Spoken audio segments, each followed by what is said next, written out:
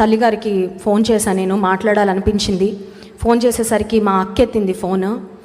Emergency దగ్గర ఉన్నాము, చెల్లికి యాక్సిడెంట్ అయింది, లోపల చాలా క్రిటికల్గా ఉంది, అన్కాన్షియస్ అయిపోయింది.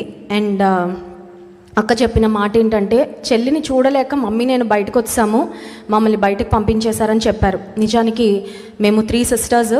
మా చెల్లి ఫ్యామిలీలో she like the delicate darling in the family. చాలా సున్నితంగా ఉంటుంది. నా చెల్లి అంటే నాకు చాలా ప్రేమ. అయితే చెల్లి విషయంలో ఇప్పటి వరకు తన డెలివరీస్ తప్ప ఎప్పుడు తను హాస్పిటలైజ్ అవ్వడం కానీ, మరి ఇలాంటి అనారోగ్యాలు కానీ ఎప్పుడు తన జీవితంలో రాలేదు. But for the very first time మా మరిది గారు పాస్టర్ జాన్ గౌతమ్, తను నెల్లూరు క్రైస్ట్ వర్షిప్ సెంటర్లో పరిచర్యలో వాడబడుతున్నారు. తను తన భార్య పిల్లల్ని స్కూల్ నుంచి తీసుకురావడానికి యూజువల్గా కారులో వెళ్తారు. ఆ రోజు బాబు స్కూల్కి వెళ్ళలేదు, పాప ఒకటే స్కూల్కి వెళ్ళిందని తీసుకురావడానికని బైక్ మీద వెళ్ళారు. వెళ్ళేటప్పుడు బాగానే వెళ్ళారు, వచ్చేటప్పుడు రోడ్డు బాగాలేదంట, గుంటలు ఉన్నాయి. సడన్గా గుంటల దగ్గర సడన్ బ్రేక్ వేయడం, చెల్లి పడిపోవడం, పడగానే ఫిట్స్ వచ్చాయంట చెల్లికి. ఆ తర్వాత వెంటనే హాస్పిటల్కి తీసుకువెళ్తే ఎమర్జెన్సీలో డాక్టర్స్ చెప్పింది ఏంటంటే, వెంటనే తను అన్కాన్షియస్ అయిపోయింది. డాక్టర్స్ మా వల్ల కాదు, అయితే చెన్నై తీసుకువెళ్ళండి లేకపోతే నెల్లూరు తీసుకువెళ్ళండి అని డాక్టర్స్ చెప్పడం, అంబులెన్స్లో ఎక్కించారు. ఆ సమయంలో మరి నేను ఏడుస్తూ ప్రార్థన చేస్తున్నాను. ఎందుకంటే ఆ రోజే 3 సాక్ష్యాలు వినిపించాడు దేవుడు. విశ్వాస సహితమైన ప్రార్థన రోగిని స్వస్థపరుస్తుందని. నా ఫెయిత్ లెవెల్స్ అప్పటికే దేవుడు చాలా పెంచారండి.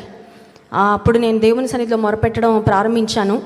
దేవా, సెంచురియన్ శతాధిపతి తన దాసుని కొరకు ప్రార్థన చేసి ఒక్క మాట చెప్పు బాగుపడతాడని అడిగాడు కదా, నేను లేను అక్కడ, కానీ ఇక్కడ నుంచి నేను ప్రార్థన చేస్తున్నా, నా చెల్లిని నువ్వు ముట్టు స్వస్థపరచని. వెంటనే అంబులెన్స్లో నెల్లూరు అపోలోకి తీసుకువెళ్ళి అడ్మిట్ చేయడం జరిగింది. 4 అవర్స్ తర్వాత మా చెల్లి కాన్షియస్లోకి రావడం, ఆ తర్వాత తను కళ్ళు తెరిచి చూడడం స్టార్ట్ చేసింది. ఆ తర్వాత నెమ్మదిగా మాట్లాడడం ప్రారంభించింది.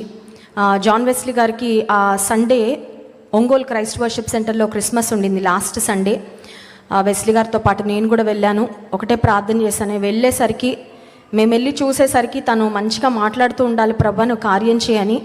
మరి అదే విధంగా నేను వెళ్ళగానే యూజువల్గా బ్రెయిన్కి ఒకవేళ ఏదన్నా దెబ్బ తగిలితే, తలకి దెబ్బ తగిలితే కొంతమంది వారాల పాటు, కొంతమంది నెలల పాటు, కొంతమంది జీవితకాలం అంతా కూడా కోమాలో ఉంటారండి. ఇక పడక మీద పడిన తర్వాత వాళ్ళకి చేయి కాలు కూడా పనిచేయని వారు, ప్యారలైజ్ అయిపోయేవారు చాలామంది ఉంటారు. మరి నా చెల్లికి 2 చిన్న పిల్లలు.